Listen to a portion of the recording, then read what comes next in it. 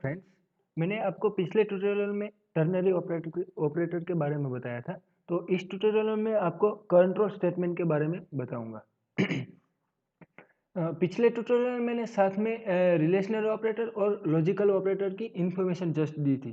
तो इन दोनों का मैं रियल एग्जांपल आपको कंट्रोल स्टेटमेंट के साथ दूंगा। तो आप जस्ट देखिए।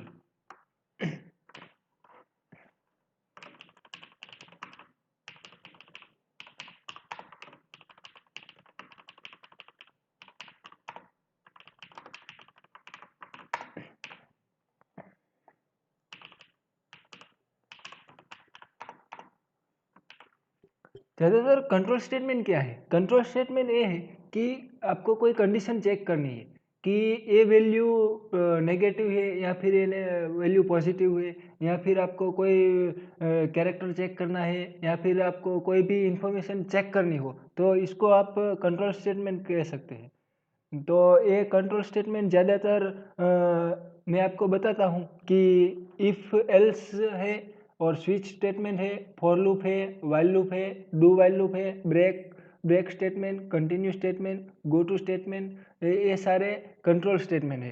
तो इन सब को मैं आपको डिटेल में बताऊंगा। पहले मैं लेता हूँ यहाँ पे इफ एल्स स्टेटमेंट को। तो इफ एल्स स्टेटमेंट का यूज कैसे होता है, और इसके साथ में रिलेशनल ऑपरेटर या फिर लॉजिकल ऑपरेटर का यूज कैसे करता हूँ। तो आप उन तीनों का एग्जाम्पल आप इस ट्यूटोरियल में देखेंगे कि कैसे रिलेशनल ऑपरेटर का यूज होता है और कैसे लॉजिकल ऑपरेटर का यूज होता है। वो उसका यूज हम नॉर्मली कोई कंट्रोल स्टेटमेंट के साथ कर सकते हैं। यहाँ पे मैं कोई दो नंबर चेक करता हूँ और उसको प्रिंट करवाता हूँ।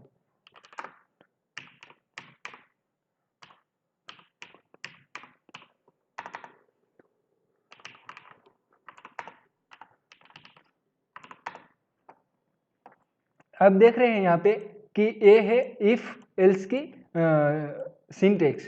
तो आपको कोई भी कंट्रोल स्टेटमेंट लिखना है तो आप उसकी पर्टिकुलर कोई सिंटेक्स होती है, तो आप उस तरह लिख सकते हैं। ये है पहला control statement if else condition. तो इस कंडीशन आप इस तरह लिख सकते हैं कि यहाँ पे आप कोई कंडीशन यहाँ अप्लाई करेंगे, जो ए कंडीशन ट्रू होगी तो ए पोर्शन एग्जीक्यूट होगा, और अदरवाइज ए कंडीशन फॉल्स होगी तो ए इल्स वाला पार्ट एग्जीक्यूट होगा। तो मैं यहाँ पे कोई कंडीशन रखता हूँ कि a is equal to B, means A की वैल्यू और b की वैल्यू दोनों सेम है, तो a is equal to B. तो यहाँ पे एक साथ तीन चीज हो रही है कि यहाँ पे आप देख रहे हैं कि यहाँ पे रिलेशनल ऑपरेटर का मैंने यूज किया है। जैसे कि मैंने आपको पिछले ट्यूटोरियल में बताया था कि रिलेशनल ऑपरेटर क्या है, लेस देन है, ग्रेटर देन है, लेस देन और इक्वल टू है, ग्रेटर देन इक्वल टू है, और नॉट इक्वल टू है, और इक्वल टू है। तो यहाँ पे वो उसमें से एक इक्वल टू ऑपरेटर मैंने लिया है रिलेशनल ऑपरेटर का। तो आप देख सकते हैं कि यहाँ पे मैंने a is equal to B किया, मीन्स के a की वैल्यू और b की वैल्यू दोनों सेम है। मीन्स के आप यहाँ देख रहे हैं कि यहाँ पे दोनों वैल्यू सेम नहीं है, मीन्स के कंडीशन यहाँ पे फॉल्स होगी। तो यहाँ पे a जो इल्स वाला पार्ट है वो एग्जीक्यूट होगा। तो यहाँ पे मैं कोई भी मैसेज पर्टिकुलर प्रिंट करता हूँ।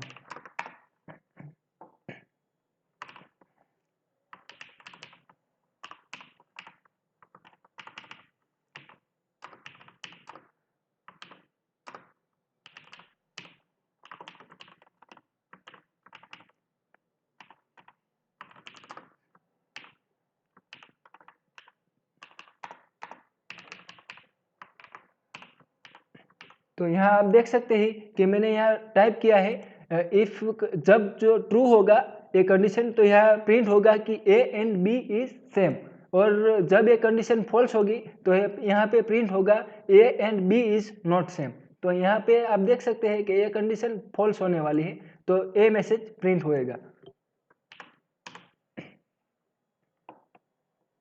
तो यहाँ पे आप देख रहे हैं कि यहाँ पे लिखा है कि a and b is not same, means के कंडीशन फॉल्स हुई तो इल्स पार्ट एग्जीक्यूट हुआ। जैसे कि मैं यहाँ ट्रू इसको मुझे प्रिंट करना है, तो यहाँ पे मैं 10 कर देता हूँ, मीन्स कि यहाँ पे अब दोनों वैल्यू सेम होगी। मीन्स ए की वैल्यू 10 है और बी की वैल्यू 10 है, मीन्स ए कंडीशन ट्रू हुई। तो आप देख सकते हैं यहाँ पे कि ए कंडीशन ट्रू होगी तो इफ का पार्ट एग्जीक्यूट होगा। तो आप लेट्स सी, तो यहाँ पे आप देख सकते हैं कि A and B is same. तो ऐसे हम यूज कर सकते हैं कंट्रोल स्टेटमेंट। तो यहाँ पे मैंने दो चीज का यूज किया, कंट्रोल स्टेटमेंट और रिलेशनल ऑपरेटर का। तो आप देख सकते हैं कि ये सारी चीज कंट्रोल स्टेटमेंट है और यहाँ जो कंडीशन मैंने रखी है वो रिलेशनल ऑपरेटर की है। यहाँ पे मैं आपको साथ में दूसरा भी दिखाता हूँ कि ये ग्रेटर देन और इक्वल टू मीन्स यहाँ पे ये या तो बड़ा है और इक्वल है, तो यहाँ पे एक कंडीशन ट्रू होगी इक्वल वाली। तो आप देख सकते हैं कि यहाँ पे कैसे प्रिंट होता है। तो यहाँ फिर से सेम हुआ है, एक कंडीशन ट्रू हुई मीन्स के इफ की एग्जीक्यूट होगा। तो यहाँ पे आप देख सकते हैं कि A and B is same, ऐसा मैसेज प्रिंट हुआ है। यहाँ पे मैं वैल्यू चेंज कर देता हूँ, 100 कर दिया तो ये कंडीशन फॉल्स होगी। तो आप देख सकते हैं कि ये कंडीशन ट्रू हुई। कैसे कि ए जो है ये बी से छोटा है, मीन्स यहाँ पे कौन सा ऑपरेटर है, less than, means equal to नहीं हुआ पर लेकिन लेस देन हुआ, मीन्स के ए जो है वो बी से छोटा है। तो ये कंडीशन ट्रू हुई। और यहाँ मैं उल्टा कर देता हूँ कि ए को बड़ा कर देता हूँ और बी को छोटा कर देता हूँ, तो यहाँ पे ए कंडीशन फॉल्स होगी। तो यहाँ पे आप देख सकते हो कि A and B is not same. तो यहाँ पे मैंने आपको दूसरा भी रिलेशनल ऑपरेटर बताया कि लेस देन और इक्वल टू।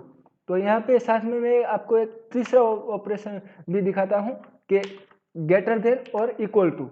तो यहाँ पे ए कंडीशन ट्रू होगी, मीन्स के बी से ए बड़ा है, बी जितना बी है, बी की वैल्यू 10 है, उससे ज़्यादा ए की वैल्यू है, मीन्स कि यहाँ पे ए कंडीशन ट्रू होगी और यहाँ पे ग्रेटर देन इक्वल टू की वैल्यू नहीं ट्रू होगी।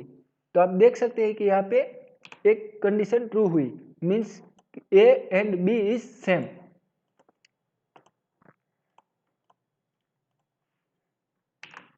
यहाँ पे मैं एक तीसरा ऑपरेटर लेता हूँ कि नॉट इक्वल टू, मीन्स कि यहाँ पे आप देख सकते हैं कि नॉट इक्वल टू का मीनिंग ये होता है कि जो आपको सही करना है उससे उल्टा होता है। मीन्स कि मैंने आपको पिछले ट्यूटोरियल में बताया था कि कोई भी ब्रैकेट्स के अंदर होती है वैल्यू, उससे उल्टा रिफ्लेक्शन होता है। यहाँ मैं आपको कर देता हूँ नॉट इक्वल टू।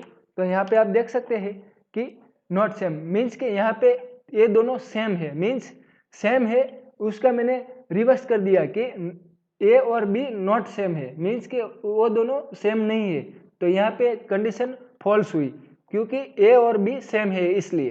तो आप देख सकते हैं कि ये कंडीशन रिटर्न करती है इल्स पार्ट में एग्जीक्यूट होगा A and B is not same. तो आई होप कि आपको इस ट्यूटोरियल में आपको अच्छी तरह समझ में आ गया होगा।